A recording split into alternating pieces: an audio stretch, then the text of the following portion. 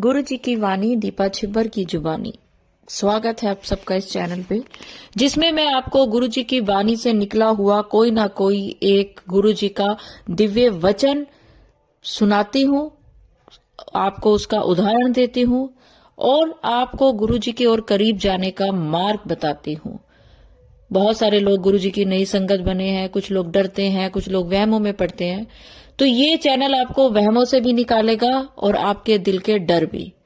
आप गुरु जी के करीब जाने के मार्ग पे चल रहे हैं और गुरु जी के मुख से निकली हुई वाणी के जो वचन है 105, क्योंकि ये गुरु जी ने अपने मुख से बोला हुआ है किसी न किसी संगत को, तो वो उनके मुख से जो भी बात निकली है वो सिर्फ उनके चोला रूप के लिए ही नहीं थी। जब वो चोला छोड़ गए उसके बाद भी आज तक वो बातें, वो वचन बाकी लोगों का मार्गदर्शन कर रही है। संगत जी, मेरे इस चैनल पे आप सुनते हैं गुरु जी की वाणी, यानी कि गुरु जी ने अपने मुख से जो शब्द कहे उनका क्या अर्थ है और वो आप अपनी जिंदगी में कैसे उतार सकते हैं। उससे रिलेटेड कोई भी आपके दिल में क्वेश्चन हो आप मुझसे कर सकते हैं। और दूसरा, अगर आप किसी वहम में पड़े हैं और आपको समझ नहीं आ रहा कि हम क्या करें, तो आपका कोई भी सवाल हो तो आप मेरे से वो सवाल पूछ सकते हैं। मैं आपको आपके सवाल का जवाब जरूर दूंगी, पर वो गुरुजी से रिलेटेड होना चाहिए।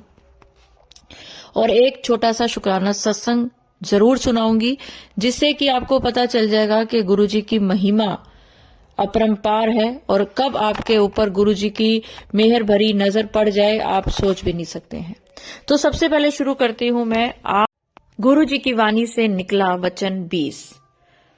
तो वचन 20, डिस्कशन करन नाल रब नहीं मिलता। गुरु जी के वचनों पर आपस में तर्क वितर्क करना मना है, उससे हम अपने भगवान प्राप्ति, अपने लक्ष्य से चूक जाएंगे।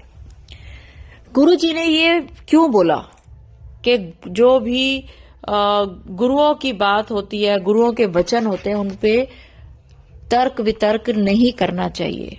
कोई भी आप वचन लेते हो तो उसमें क्या होता है कि कुछ लोग बोलने लग जाते हैं कि ये वचन इसलिए बोला गया है, ये वचन उसलिए बोला गया है। आपस में ही एक दूसरे के साथ तर्क वितर्क करते हैं। लेकिन यहां पर बात सिर्फ वचनों की नहीं है। गुरु जी कहते हैं कि आप अपने जीवन में, आपके गुरु हैं आपके माँ बाप। अगर आपके माँ बाप ने कुछ भी बात बोली है तो आपने उनके साथ तर्क वितर्क नहीं करना। आपका बड़ा भाई, आपकी बड़ी बहन, वो भी आपके गुरु के समान है। उन्हें भी जिंदगी में आपको बहुत चीजें सिखाई होती हैं। अगर वो किसी चीज को सही कह रहे हैं तो आप उनके साथ तर्क वितर्क ना करें। समय आने पर उनको भी लगेगा कि हाँ, क्या सही है क्या गलत है। तो गुरु जी का एक वचन का मतलब बिल्कुल साफ है कि अगर आप गुरु जी को मानते हो तो उनके वचनों को मानो, तर्क वितर्क मत करो, क्योंकि तुम्हारा मुख्य उद्देश्य वचनों पे नहीं है, गुरु जी को प्राप्त करना है, गुरु जी के लक्ष्यों पर चलना है। जिस तरह से आप बात को सुनते हो उसी तरह से उसको लागू करो, उसको तोड़ो मरोड़ो मत। अपनी बुद्धि मत लगाओ कि इसका ये मतलब होगा, उसका वो मतलब होगा। तो आज का डिस्कशन नहीं करो। आजकल लोग अपने आप को इतना इंटेलिजेंट समझते हैं, सिर्फ और सिर्फ यूट्यूब देखकर और फोन में चीजें देखकर सबको लगता है हमें बहुत ज्ञान हो गया। तो गुरुजी कहते हैं कि भगवान की जब बात हो रही हो, गुरु जी की जब बात हो रही हो, गुरुओं की बात हो रही हो, तो किसी भी वचन को, किसी भी बात को लेकर किसी के साथ बहस ना करें। सामने वाला जो कह रहा है ठीक है, सही है, कुछ नहीं बिगड़ता ऐसे।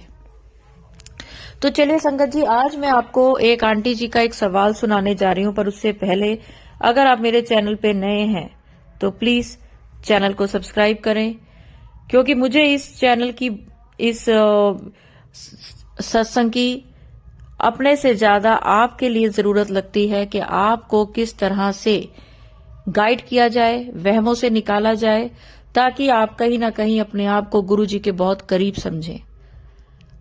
वीडियो अच्छी लगेगी, गुरु जी की वीडियो है, लाइक करें, क्योंकि लाइक करना गुरुजी के चरणों में हाजिरी होता है। कमेंट्स में अपने दिल की बात लिखें, जो आपके दिल में सवाल हो वो लिखें, वो मैं जरूर पढ़ूंगी, क्योंकि मैं नहीं पढ़ती हूँ, गुरुजी पढ़ते हैं। जब सत्संग हमसे गुरुजी रिकॉर्ड करवाते हैं तो आपके कमेंट्स भी गुरुजी पढ़ते हैं और वो ही कमेंट्स का जवाब भी दिलवाते हैं। तो चलिए आंटी जी का एक सत्संग सुनती हूँ, फिर उसका जवाब दूंगी मैं आपको, क्योंकि ये सिर्फ आंटी का ही नहीं सवाल होगा, इससे आपको बहुत सारी संगत को जवाब मिलेगा। जय गुरु जी, शुक्राना गुरु जी। दीपा आंटी जी, मुझे थोड़ी सी गाइडेंस की ज़रूरत थी और मेरे को प्लीज़ आप गाइड करिएगा कि ये बात सही है कि नहीं है। एक्चुअली गुरु जी के जो है नाम पर बहुत सारे फेसबुक यूट्यूब चैनल्स बन गए हैं और हर कोई अलग अलग बातें कहता है। जितना मुझे पता है गुरुजी कहते थे कि वहम नहीं करना चाहिए किसी भी चीज़ का, और मैं बिल्कुल भी वहमी नहीं हूँ। अभी कल मेरे पास एक आया था वचन जिसमें उन्होंने बताया कि गुरुजी कहते थे कभी भी घर से निकलना हो तो पौने पे ना निकलें, जैसे 4:45, 4:45 हमेशा आवर टप के जाए, जैसे 4 बजे के बाद या 5 बजे के बाद, मतलब जो भी टाइम होता है। और अगर 20 पे करें, जैसे 3:20, 4:20, तो वो ज्यादा शुभ होता है। लेकिन मैं ये मानती हूँ कि जब हम गुरु जी के चरणों में हैं तो हमारा हर वक्त ही अच्छा है। तो क्या ये बात सही है कि पौने पे हमें घर से नहीं निकलना चाहिए, पौने पे हमें कोई काम नहीं करना चाहिए? क्योंकि जैसे अब मेरे को अपने बच्चों को ट्यूशन छोड़ने जाना होता है तो मैं तो पौने पे ही निकलती हूँ, क्योंकि उसके अकॉर्डिंगली ही, टाइम के अकॉर्डिंग 4 बजे की ट्यूशन है तो 4:45 ही निकलती हूँ। तो अब मुझे कुछ समझ में नहीं आ रहा कि ये गुरुजी ने मेरे लिए स्पेशली भेजा है वचन उन आंटी जी के जरिए कि ये सिर्फ एक वहम है पौने का। प्लीज गाइड करिए, क्योंकि इतने ज्यादा फ्रॉड लोग हो गए हैं कि मैं आपके अलावा किसी पे यकीन नहीं कर पाती हूँ। Please guide. तो आंटी जी आपको मैं बताती हूँ इसका असली जवाब क्या है।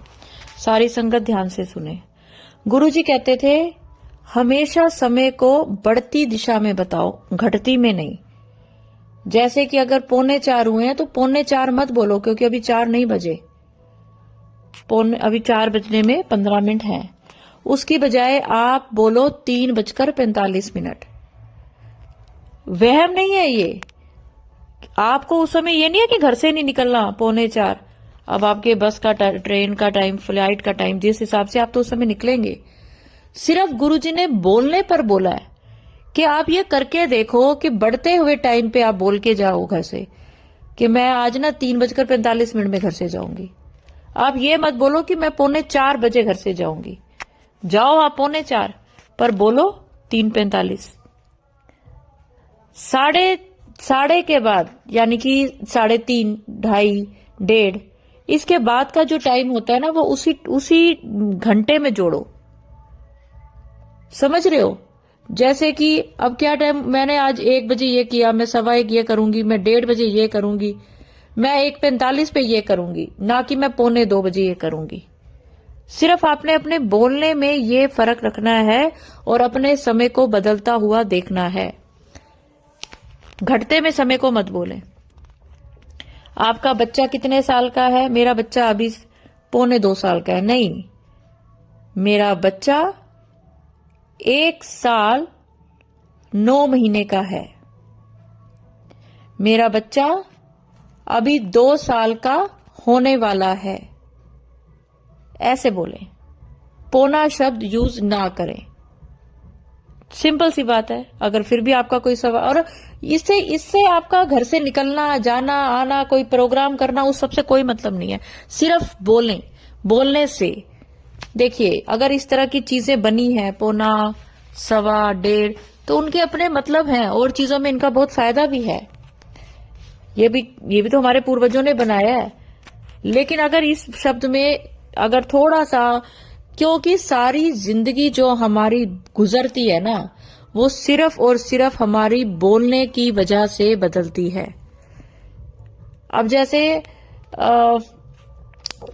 3 शब्द का एक मैंने शायद पहले भी ये बोला हुआ था, रुको मत जाओ, रुको मत जाओ।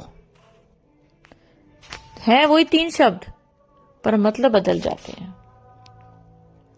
जैसे पीछे बोला था, मैं काफी अकेला हूं, मैं अकेला ही काफी हूं। एक शब्द है, ये हमारी जिंदगी बदल देते हैं, मायने बदल जाते हैं। तो अगर आपको शायद जिन्होंने कई बार क्या होता है ना, हम बोलना कुछ चाहते हैं, सामने वाला कुछ समझता है, हर किसी की अपनी समझ होती है समझने की, लेकिन इसका असली गुरुजी ने यही बोला है। तो जब ये वचन की बारी आएगी तब आपको मैं ये वचन जरूर सुनाऊंगी। तो चलिए, एक आंटी जी का बड़ा प्यारा सा छोटा सा मैं आपको एक सत्संग सुनाने जा रही हूँ।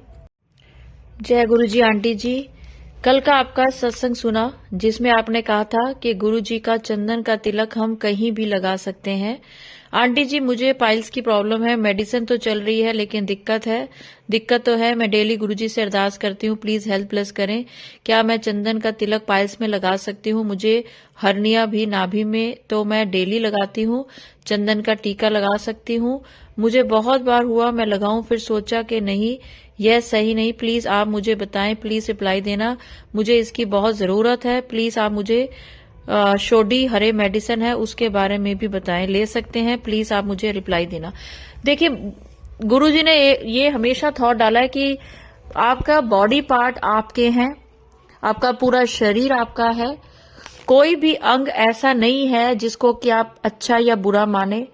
आप बस इतना करें कि चंदन का तिलक अलग सा बनाएं, उसमें गुरुजी को जो आप माथे पे तिलक लगा के उस उंगली को जब आप उसमें मिलाएं तो उसको आप अलग सा ही रखें और उसको आप एक ही जगह के लिए यूज करने के लिए रखें और उसमें बार बार आप गुरुजी का माथे पे तिलक लगा के ना लगाएं। लेकिन आपका एक बार वो अपॉइंटमेंट बन गया तो आप कहीं भी लगा सकते हैं। बहुत लोग लगाते हैं और बहुत लोगों ने मेरे को इसके अपनी सत्संग शेयर करे हैं कि उनको जल प्रसाद लगाने से और चंदन का तिलक लगाने से हर तरह की परेशानी में निजात मिली है। तो चलिए, आंटी जी का मैं आपको आंटी जी के ऊपर ना एक बार लिजर्ट गिर गई थी, तो आंटी ने मुझे पूछा था कि आंटी लिजर्ट गिर गई है, इसका क्या मतलब है? तो लिजर्ट जो होती है वो भी माँ लक्ष्मी का रूप होती है। मैंने आंटी को बताया था कि पैसा मिलने वाला है कहीं से, तो आंटी का मेरे को फिर उसका एक सत्संग आया। जय गुरु जी। आंटी जी, आपने उस दिन बताया था ना लिजर्ट दिखी तो लक्ष्मी होता है, मतलब गुरुजी की कृपा से आज मॉर्निंग में मेरे हस्बैंड ने बिना मांगे पैसे दे दिए, वरना मांगने पड़ते हैं। जय गुरुजी, शुक्राना गुरुजी। आंटी जी, आपको और आपके परिवार को गुरुजी बहुत ब्लेस करे। तो चलिए, आज आंटी जी का जो आज का सत्संग है मैं वो सुनाने जा रही हूँ। जय गुरुजी, शुक्राना गुरुजी। जय गुरुजी। दीपा आंटी जी, कल आपने सत्संग अपलोड किया था, जिस संगत का मूड खराब है वो बताए और गुरुजी आएंगे। गुरुजी आएंगे। आंटी जी, मेरा मूड खराब था, मैं कल गुरुजी से लड़ाई की एक छोटे बच्चे की तरह, क्योंकि मैं काफी टाइम से कह रही हूँ गुरुजी मेरी पाइल्स की दिक्कत ठीक कर दो, मुझे परेशानी होती है, और कहा मैं नहीं बात करूंगी आपसे, आप मुझे मनाओ। उसके बाद आपका सत्संग सुना तो हुआ गुरुजी को अच्छा नहीं लग रहा, उनकी बेटी नाराज है। फिर मैं गुरुजी को दिन में अरदास कर रही थी, प्लीज सब घर में सो रहे हैं, जल्दी से डिलीवरी बॉय को भेज दो फोन लेकर, जैसे आए मैं आपको चरणों में रखना चाहती हूँ, आपके चरणों में रखना चाहती हूँ, कोई नहीं देखे। तो फोन नहीं आया, मेरी डॉटर उठ गई, तो एकदम से गुरुजी ने थॉट डाला कड़ा प्रसाद बना। मैंने डॉटर से कहा कड़ा प्रसाद बनाऊं, खाएगी? कहती चाय प्रसाद भी बनाओ पर भोग लगाना पड़ेगा। मेरे रूप में गुरुजी का स्वरूप है और मैं मंदिर में नहीं रख सकती, क्योंकि मेरी मदर इन लॉ नहीं मानती गुरुजी को, देखती तो छोड़ना उनको अच्छा नहीं लगता। तो मैंने गुरुजी से में रूम में लगाती भोग, पर उनको पता नहीं चले, ऐसा ही हुआ। मैंने बनाया, भोग लगाया, मैंने खाया, डॉक्टर को एकदम हस्बैंड का फोन आया, डिलीवरी बॉय 15 मिनट में आ गया। इतने में मदर इन लॉ उठ गई, मैं सैड हो गई। गुरुजी से कहा कि आपको मैंने बोला था, अब तो आपके पास कैसे रखूं? तो क्या हुआ संगत जी? मदर इन लॉ कहा मैं नीचे से सब्जी ले आती हूँ, आप यकीन नहीं करेंगे संगत जी, 5:20 पर डिलीवरी बॉय आया। मुझे इतनी खुशी हुई। उनको मैंने पूछा पानी पियोगे, उन्होंने कहा बोतल में दे दो। उनकी बोतल भर के दी और थोड़ा कड़ा प्रसाद बचा कर रखा था कि उनको दूंगी, वो दिया। बहुत खुश हो गए और यकीन करिए ओटीपी आया, गुरुजी की 777 की ब्लेसिंग्स मिली और मेरी डॉटर इतना हैप्पी हुई और शुक्राना गुरुजी करने लग गई। ऐसा लगा जैसे खुद गुरुजी आए हैं मेरे पास कहने की ये ले नए न्यू ईयर का गिफ्ट, क्योंकि न्यू ईयर में बुक किया तभी ही अरदास की थी आपके चरणों में रखूं, अपनी खुशी आपके साथ बांटूं। फिर क्या हुआ, पार्सल लिया, गुरुजी के चरणों में रखा और ओपन करके गुरुजी को दिखाया और बहुत शुक्राना किया गुरुजी का। खुशी बहुत हुई। फिर थोड़ी देर बाद गुरुजी का शुक्राना किया और कहा आपने इतनी खुशी दी, आपने खुद ही मीठा बनवाया। एक अरदास है मेरी, पाइल्स और हर्निया की बीमारी ठीक कर दें गुरुजी। मैं भी हर चीज खा सकूं, सोच सोच कर खाना पड़ता है। मैं अपनी वाणी को विराम देती हूँ और अगले सत्संग की तैयारी करती हूँ। जय गुरुजी, शुक्राना गुरुजी, अनंतम अनंतम शुक्राना। आंटी बिल्कुल ठीक हो जाएगी आपकी सारी प्रॉब्लम। आपका सत्संग शेयर हो रहा है और गुरुजी आपको ब्लेसिंग दे रहे हैं। सब खाओगे आप, सब खाओ पियो मौज करो, सब ठीक हो जाओगे। ये जो बीमारियां आती हैं ये हमें कुछ सिखाने आती हैं कि अपना शरीर का ध्यान रखो। तो चलिए संगत जी, अगर सत्संग अपलोड करने में मुझसे कुछ भी गलती होगी हो तो गुरुजी मुझे माफ करें। और अगले सत्संग की ओर बढ़ने से पहले चाहूंगी कि आप सब भी मेरे साथ एक बार गुरुजी का मंत्र जाप जरूर बोलें। ओम नमः शिवाय, शिवजी सदा सहाय। ओम नमः शिवाय, गुरुजी सदा सहाय। जय गुरुजी, शुक्राना गुरुजी।